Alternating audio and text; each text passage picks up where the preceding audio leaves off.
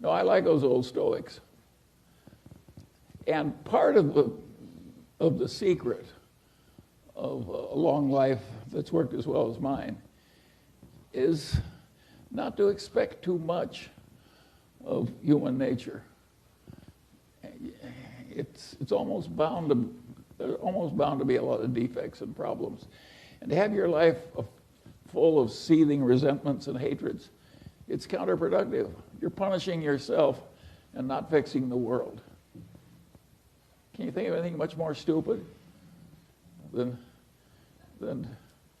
trying to fix the world in a way that ruins yourself and doesn't fix the world?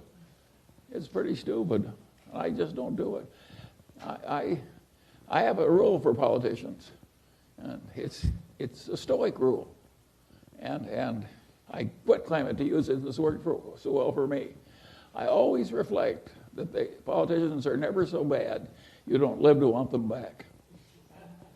When I was young, the California legislature was full of small-time insurance brokers and lawyers looking for an unfair advantage. And they were being entertained with restaurants and with prostitutes and bars by racetracks and liquor distributors and so on and so on. Fade in, fade out. We have a different kind of a legislature now.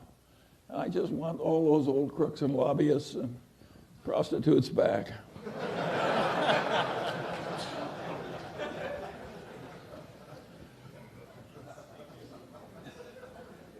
Oh, you laugh, but you young people, you're going to live to wish we could have that Nancy Pelosi and Donald Trump were immortal.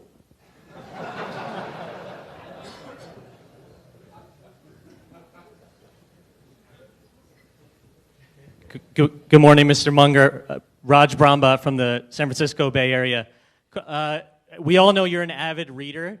Could you share a reading recommendation for us, potentially a new one, that maybe fundamentally change your viewpoint on something? Well, there are very few 95-year-olds that are changing their viewpoint on things. But I do find that there are amusing anecdotes and so forth that I occasionally read and like. But I like the old anecdotes pretty well, too. Like that one about the bed and the horse. It's so obvious, though, some of these pithy stories. The storytelling really works to get messages around. One of the interesting things is look at our modern politicians and then think about Abraham Lincoln. Who in our modern politician reminds you of Abraham Lincoln? In either party. Lincoln at one time was hired by some guy whose partner had died, leaving practically no money and wife and 3 children. And he owed some money to his surviving partner, and the surviving partner came to Lincoln and said, I want you to collect this money.